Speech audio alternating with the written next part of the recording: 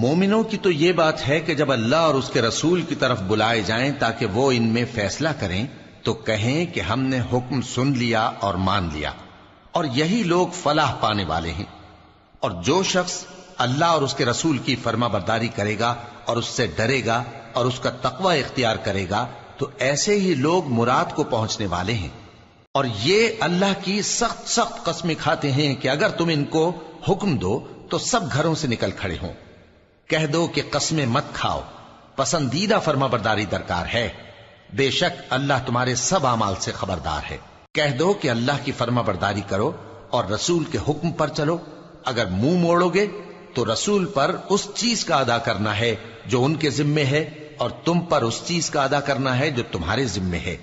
اور اگر تم ان کے فرمان پر چلو گے تو سیدھا رستہ پالو گے، اور رسول کے ذمے تو صاف صاف پہنچا دینا ہے۔ جو لوگ تم